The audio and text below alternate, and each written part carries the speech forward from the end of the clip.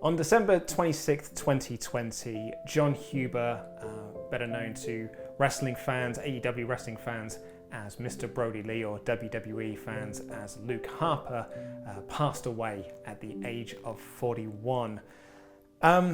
Being a wrestling fan, you see a lot of wrestling deaths. It's one of the really sad things about being a fan of this sport is that, yeah, a lot of wrestlers die young, and it sucks.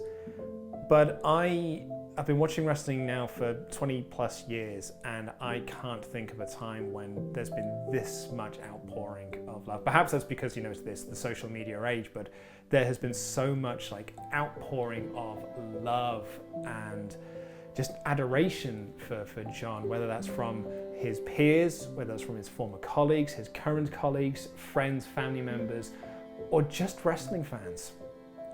It's genuinely been quite lovely seeing how much support and love there has been for Jon. I didn't know him personally, as I imagine a lot of people watching this video didn't know him personally, but man, when you see those messages, I really wish I could have got to know him, because he sounds like a great guy. I really wish I could have had a conversation with him, really just get to know him and just be a friend. So we wanted to honor the memory of Jon Huber, and we wanted to share our memories. So we've all individually recorded our thoughts and our memories of Luke Harper, Mr. Brodie Lee, which you're going to see in just a moment. And we also extended this out to the extended WrestleTalk family, because this whole situation, this tragedy, has wanted to make us get all closer together and kind of share and grieve together over this tragic loss. And we extend that out to you as well. Please do leave a comment down below with your memories of Brodie Lee, whether that is as a man if you did know him personally, or if you're a fan and you just loved his work. So yeah, this is a WrestleTalk tribute to the life of Jon Huber, also known as Mr. Brodie Lee and Luke Harper. Please do enjoy. I was first made familiar with Brodie Lee, or Luke Harper as he was back then, like many other people I imagine, with the Wyatt family Shield storyline, where you looked at those six guys and you thought they're going to be the future of WWE and therefore sort of wrestling as well. And they all have gone on, really. Definitely all three members of the Shield, Bray Wyatt. And I thought, of all of those people, Luke Harper was going to be my guy. I think it was him, it was Dean Ambrose.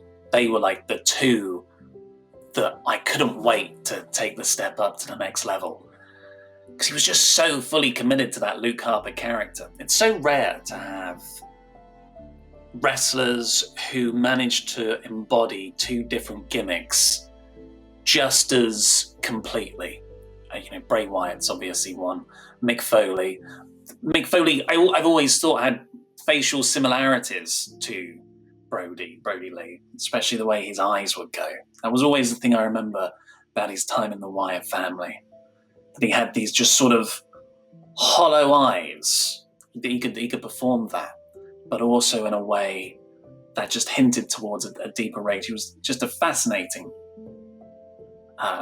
person to watch act like that.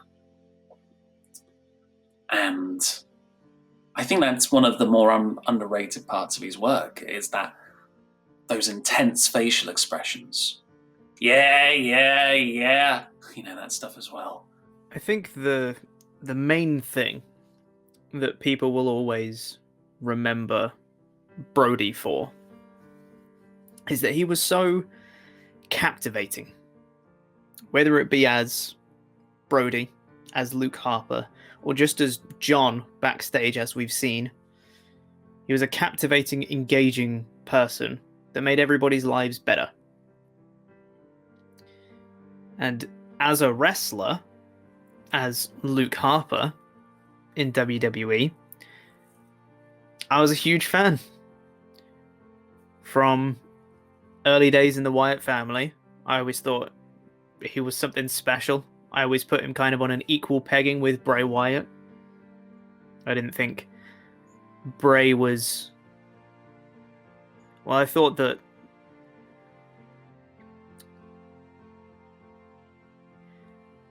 I always thought he could have been something special, and I thought he deserved to be more than somebody's lackey. I know a lot of people's memories, I think, are going to be linked to AEW because Mr. Brodie Lee felt like the guy who was formerly known as Luke Harper finally arriving at a place he deserved to be at.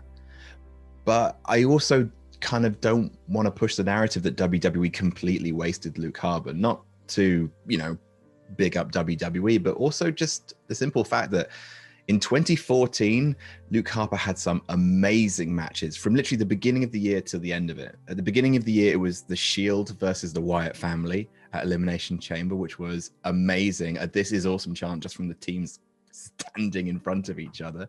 Right till the end of the year at TLC, where genuinely match of the night and probably should have headlined considering what eventually did. Dolph Ziggler in his hometown versus Luke Harper ladder match for the Intercontinental Championship. That was brilliant. Then, of course, you had Luke Harper in the fighting for the Authority in one of the greatest 5-on-5 Survivor Series matches of all time in Team Cena versus Team Authority. And then genuinely, I think the best tag match on pay-per-view of 2014, straight up 2-on-2. The Usos versus the Wyatt family, Luke Harper and Eric Rowan at Battleground 2014. It's so good. It's a 2 out of 3 falls match, which is brilliant. And going back and rewatching it, it's astonishing how much Luke Harper carries that match. Eric Rowan pops in to do a couple of good spots, do the kind of unhinged monster gimmick, but Luke Harper is in the match for 80% of it. He anchors that match, and you can just see he's so tuned into his character, and he's so on all the time.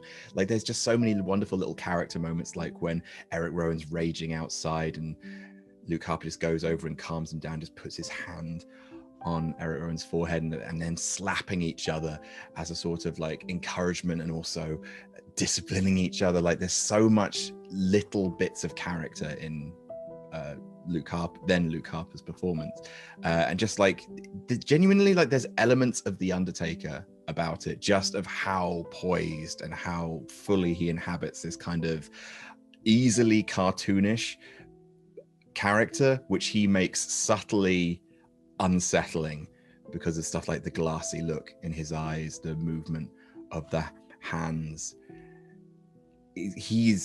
He was fantastic just in inhabiting a role that could otherwise have gone very, very over the top. 2014 was a fantastic year for Luke Harper, and you should go back and watch those 4 matches because they're each of them bloody brilliant. So my favorite Brodie Lee / Luke Harper moments, there's so many, because his career was so incredibly underrated. He was so good, and obviously the first thing that comes to mind has to be 2017, the Wyatt family's breaking up, and that urge of wanting to see him a part of that world title picture of Wyatt and Orton. It's he just fits in that picture perfectly, and if he was the champion as well, it just felt right. But I would say honestly, my favorite memory of Brodie Lee, Luke Harper is really recent.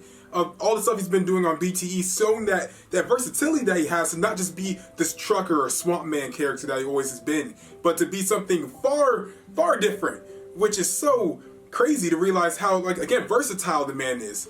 And I guess even more recent of my favorite moment is not necessarily something I want to be my favorite because of the situation, of course, but it's just reading all these stories about how great of a human being that he was and still is. Because, it's not any fan ever assumed anything bad about him, but also it's whoa, he was a really genuine guy. He was a really good dude. I've never seen so much universal respect and genuine positive reaction or just wholesome stories about one individual wrestler before. It's absolutely insane. And as someone that wants to get into the business, it's just that's how I want to treat people. It's the same way that he treated all of his peers and coworkers and friends and family. And it's just inspiring, and it's just so sad that we lost him. And it's just something that I'm still wrapping my head around. It's just so confusing. It's like, why would something so bad happen to such a great human being? It's just a tragedy. And I hope we all can remember him as not just a great wrestler, but obviously a really, really great human being. So when I think about John Huber, I have a couple of memories that come to mind. The first one was a personal memory just because it was WrestleMania 31 fan access, and I had gotten in line to meet Luke Harper. And I remember going up to him and just like giving him my little book to sign. And he was just so nice to me and just nice to everyone that he was meeting. You know, so many times you go up to these wrestlers sometimes and you don't always have the greatest experience, right? Like sometimes they're just so busy meeting so many people. But with Luke Harper, you really got that one-on-one experience where you're like, oh my God, this is so cool. Like I'm meeting a real life WWE wrestler. And I just remember being really excited about it. And even afterwards, I remember telling my fiance, my boyfriend at the time, I was like, man, Luke Harper smelled really good. And that was like my major takeaway from that he was really nice and he smelled really good. My favorite Luke Harper, Brodie Lee moments, I have two of them. One of them was Randy Orton versus Luke Harper when they were on the road to the big Randy Orton Bray Wyatt match. Because they really had an opportunity. Everybody could see it back then. Everybody could see that if this guy was put into a story which really, you know, even tangentially focused on him, which you really could have done and they really should have done with the Bray Wyatt Randy Orton thing, you know, Luke Harper basically being shoved aside for, you know, the shinier prize, Randy Orton, by Bray Wyatt. Luke Harper they could have booked a story where he released himself from the clutches of the Wyatt family cult and became his own person. He had everything. Clearly, he had everything. And that match itself was proof positive of that. That crowd wanted Luke Harper to win. Like, there was a moment when they were chanting for him. Randy Orton was, you know, posing left and right. There were Luke chants. Every time towards the finish, he'd hit a super kick. They'd start popping. There was at least two really, really great near falls for him. And then the RKO came out of nowhere, and that was that. But they really should have made that WrestleMania match, the really bad one, they should have made that a triple threat between those guys. They really should have. Luke Harper, see what he could do as a real solo act. And they really, once again, dropped the ball with that. And then, you know, when he squashed Cody for the TNT Championship, I marked out so hard. I thought it was really terrific. It's great when you see somebody who's been held back for so long all of a sudden have all this freedom to really explore what he could do and make the most out of it, and just see how much Mr. Brodie Lee flourished as a character. I thought, and that, you know, obviously culminated with his squash match over Cody, and then, you know, all the great segments after that when he was champion, be it on Dynamite or being the Elite. But yeah, I'm still pretty shook up and shocked about the whole thing. Mainly for his family. Seemed like just a great guy. There are so many things that I want to say about Brodie Lee, but I just want to talk about the one and only time I ever got to see him wrestle in person. I go to a lot of shows, but it just never really worked out that he was ever on the shows. He was always either on the other brand, or he was injured or taking time off at the time. So I just never got to see him, except for once when he was tag team champion with Rowan, July 23rd, 2018. It was a local house show, and there was a Monday Night Raw opposite, and it was the night that they announced Evolution. So there were no women on the show. And the guys, you could tell, were kind of trying to do a little bit to make up for the lack of women. They had a title defense against the Club and the Usos, and that match solidified me being a fan of his. Watching the way that he moved around the ring, and just, it was seamless. It was amazing to me to see someone that big move the way that he did. And through the whole match, he was messing with the referee and was like trying to untie the turnbuckles and untie the tag ropes and everything. And I believe he ended up throwing the tag ropes out into the crowd after their match was over. He won. He pinned Jey Uso. And afterwards, he went around the ring, and I was ringside front row. And he was like any child stopping to, you know, just kind of like acknowledge all of them. And that meant a lot to me as someone that has kids. And now knowing, you know, everything that we know about him, it makes a lot of sense too. Because there's a lot of people that don't care, don't pay attention to people. And he wasn't that way. He really cared about people, and it's heartbreaking to me that these sweet, sweet little boys and his wife lost time with him. I mean, we're sad as fans, but they should have had many more years with him. Hey everybody, it's your girl Izzy here. Now, a few encounters I had with Brodie Lee, and I was very fortunate, was actually at WrestleMania 33 at Access. We were all waiting in line to meet Luke Harper at the time, and he decided to throw Snickers at everybody. And if you were wearing a Wyatt shirt, like, watch out, because you were going to get pelted with some Snickers. And when I got to meet him, you know, he started to cross out everybody in my book because he was in that feud with the Wyatt family. And we were talking about FCW and NXT because I saw his journey from, you know, FCW to now the WWE. So that was a really cool moment.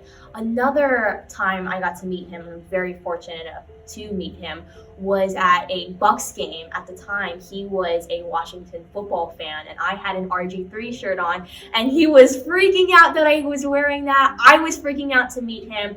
So it was really cool just to have those encounters with him, and he's truly such an incredible person. And he just treated all the fans like family members, so that's why I really just loved him so much. And the world really lost an incredible person, so my heart goes out to his family, and you know, I like just miss seeing him in the ring and just watching him do what he does, and he was such a cool person. So those are some of my encounters with Brodie Lee or Luke Harper. He seems like such a genuine person that has made a big impact on anyone he's been able to meet in his lifetime, and it's only elevated the way all of us fans look at him and view him, not being able to know him personally. Me and myself, from the fan perspective, I've been able to see Brodie Lee's career for over 10 years now, starting off in Ring of Honor when he came in as a member of Age of the Fall. He just had an intimidating presence that really made him stand out.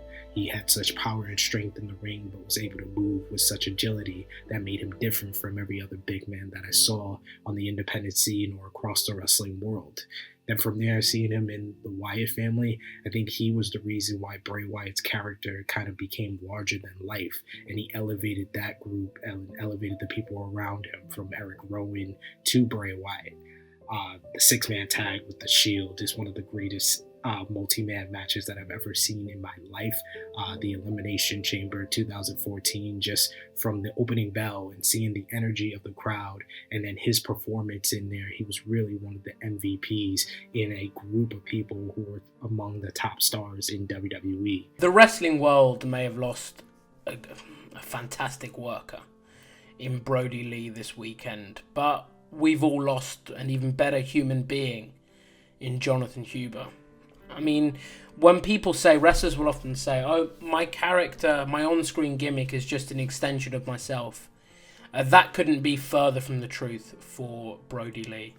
On TV, he was this cold, heartless figure as the leader of the Dark Order in AEW. But behind the scenes, that was just the complete antithesis of what he stood for. Brodie was a warm, receptive character who would help anyone, and we've heard stories of him just being there for people that needed him, offering them supplies and equipment for their jobs because he believed in them. And I think he's really taught us what it means to be a father, a friend, a colleague, a partner, and he is a real inspirational character. I mean, his journey leaving WWE was inspirational in itself, taking a chance on himself and really wanting more to show what he can do. I think when you talk about Brodie Lee or Luke Harper or John Huber, I think a lot of people expect you to immediately to talk about the wrestler, to talk about the man we saw in the ring, the man we saw in WWE. in AEW during his time before he joined WWE. But I think what the last few days has really shown us is that he was so much more than that. Every single person who was sort of benefited from his life has come out to explain just the multitude of reasons why he was such a respected man, such a well-loved man. And it's been really, really touching, and kind of you very rarely see sort of universal love for someone. Often something will come out and they'll say, oh, well, he wasn't great for this reason. But actually, for Brodie, you haven't seen any of that. It has been 100% positivity, 100% love. And I think last night's episode of AEW Dynamite really kind of captured that within the 2-hour show. I mean, you had all these matches tributed to Brodie. You had the final segment, which I think brought many a grown man to buckets of tears. And it was just, the last week has been crazy. It's been horrible. It's been tragic. But I think the legacy that Brodie is so clearly left behind is something that he would have been incredibly proud of. And I think that the way that I'll personally remember Brodie Lee is in the way that people have described him since his passing, rather than his in-ring work, which, while it was great, is just never going to be as important as the man that he was. And I think the man that he was amazing, and we'll always remember that. You know, I'll always remember the Shields versus the Wyatts. Elimination Chamber, that 6-man tag match was electric. The one spot I always will remember is Seth Rollins getting back body dropped off the top rope and landing on his feet, because that blew my mind. And it was amazing, that match, and Harper was a big part of that match.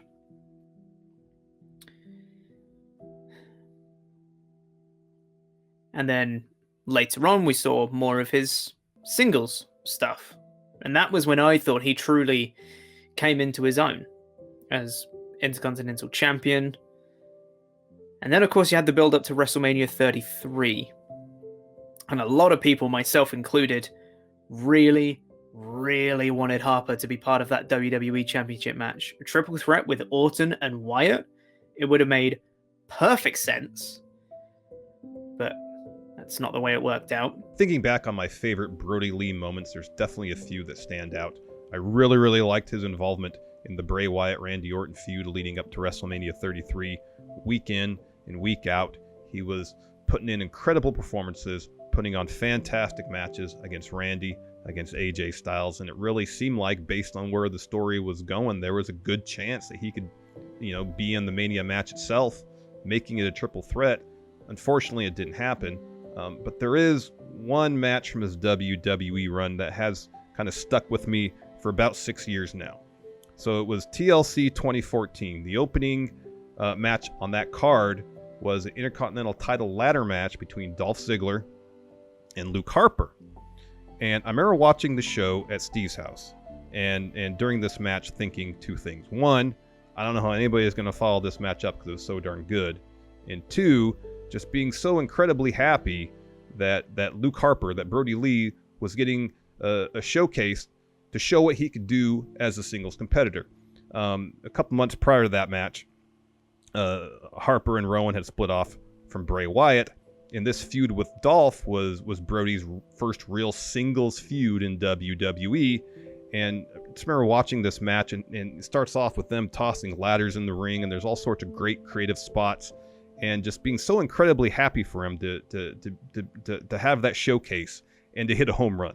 It's always hard to put somebody like Brodie Lee and your favorite memories of them into words, but he is such a transformative figure, and I mean that from an in-ring standpoint in WWE too. I know a lot of people will fondly remember this last AEW run, and they should. It was great, but I think guys like Brodie Lee, John Huber, Luke Harper, he was responsible for helping shift WWE into a faster pace, into a style where big men didn't have to work like big men.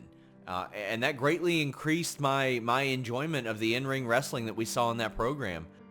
And you had that in the Wyatt family, but also when he did his Mr. Brodie Lee gimmick, of which I'm representing here, he had a similar, it was different, but it was the same acting talent that he could get across. Just such furious anger. And it just makes it so lovely to hear that he was such a nice guy behind the scenes. I can't really... It feels weirdly reductive to talk about a man's life in terms of the wrestling characters he portrayed. But, I don't really have much else, and I wish we had more. But yeah, it's devastating news. And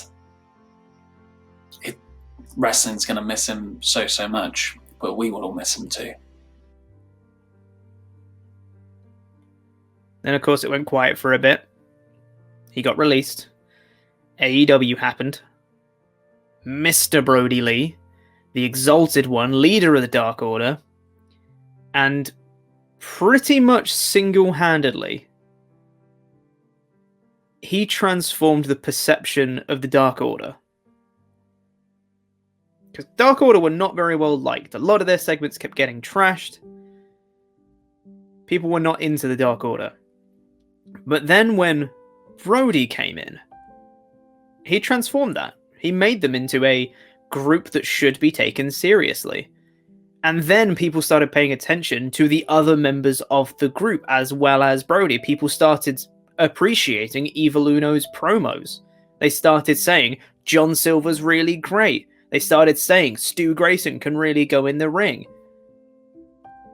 He made the platform for the rest of the Dark Order to shine, as well as himself. And they just kept getting better and better until Brody won the TNT Championship from Cody. And that was amazing. That angle with him absolutely squashing Cody and beating up him and Brandy after the match. It's probably one of the best TV angles of 2020. The work that really stands out the most to me is the past 7 months that he's been with AEW.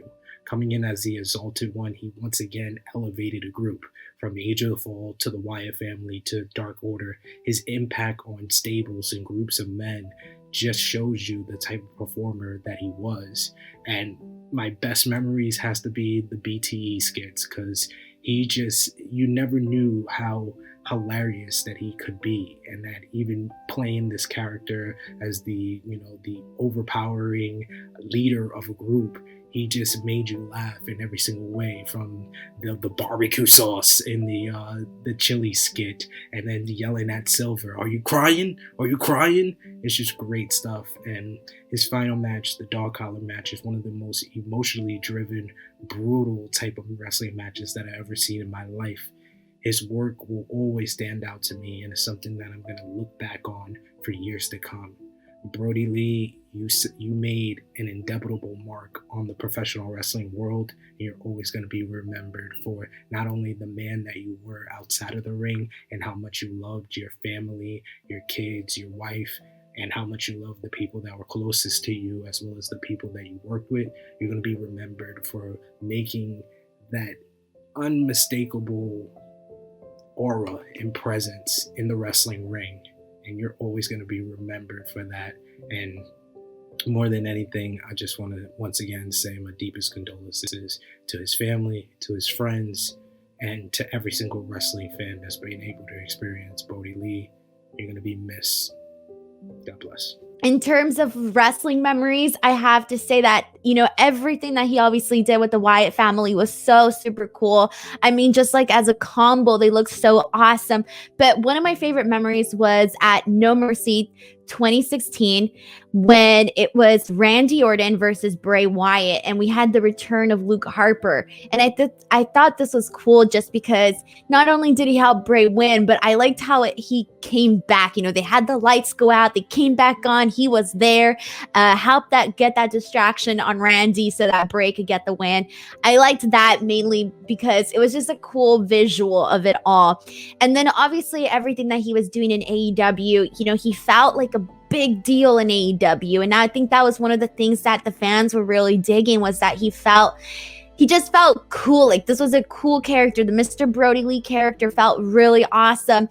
You know, everything that he was doing there, everything that he did with the Dark Order, like the relationship that he had with John Silver, you know, it's really just funny to see John Silver get smacked in the head a bunch of times. And just, he brought such good energy to everything that he was doing, especially in AEW, because that's, you know, the most recent memory that we have of his work. And, you know, the dog collar match with Cody Rhodes, him being TNT champion, just all of that felt like a real big deal. In AEW, of course, his debut as the Exalted One, those great skits and vignettes he was doing, where his character was seemingly inspired by Vince McMahon. Every week on Being the Elite, he was the absolute highlight, consistently hilarious. The skit with Trent's mom, Sue, where she throws the papers at John Silver and misses, and he's standing there trying not to laugh, cracking a smile, picking up the papers, giving them back to Sue so she can throw them at Silver again, is just one of my absolute favorite bits from that show. And, you know, I'm absolutely heartbroken for his family. And his passing is just an enormous loss. I'm not going to pretend to be have been a very good friend of Brodie Lee's or to have known him particularly well, but in the limited interactions we did have, he was nothing but amazing to me. I mean, he was my first big interview, and I was really nervous, and I think he could tell I was nervous, and he put me at ease. He made me feel like I wasn't talking to a former WWE wrestler who had main evented pay-per-views, who had appeared at WrestleMania. He made me feel like I was talking to a friend. And no matter how rough this year has been, one of my highlights personally, professionally, will always be having had the chance to interview Brodie Lee and speak to him. And for the majority of our interview, we spoke about his children, and you could tell what a great father he was. And I think he's taught me and inspired me to become a better person, a better friend, a better colleague. And although he may have passed on Saturday far too soon, I think we can all take some solace in the fact that his legacy is going to live on for years from what he taught us and the lessons he taught us.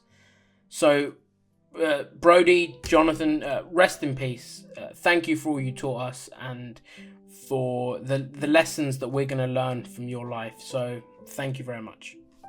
Brodie Lee is a human. I had very limited interaction with him, and I was fortunate enough to get to speak to him on a couple of occasions, probably 3 or 4 occasions. We spoke once about MMA. I believe he was at a UFC show, and we spoke briefly about it. And we spoke about his children.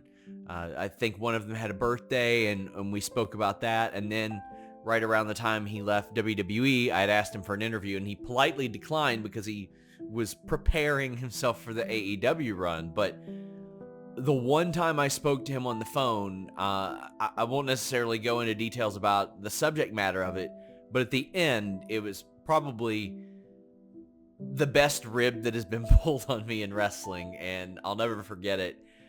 We're getting off the phone, and he's like, oh, hold on. I got a big scoop for you. And I'm like, oh, do you? And then he goes, click, and hangs up on me. And I get a little smiley face. And that was the last time I ever spoke to him. And we were never close or anything like that, but you could tell in those limited interactions what a special person he was. And I'm very fortunate to have gotten to experience that. I wish his family got to experience decades more of it. He's going to be missed a ton. But I think the thing that sums up Brodie more than anything is what we've seen after the fact. I've never seen this level of outpouring of emotions and memories and well wishes. And it just goes to show what an impact he had on everybody's lives. Not just in the wrestling industry that can be very carny, not just sucking up to the right people, but benefiting everyone around him. And that's incredible. That's so admirable. And he does it by being charismatic and engaging. That's what he does.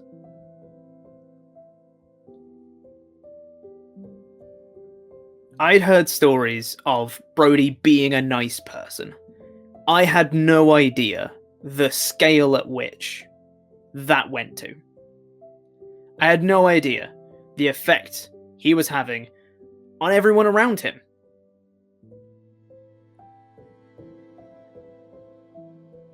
And it has genuinely made me reevaluate the kind of mark that I want to leave on the world, whose lives I could make better while I'm here.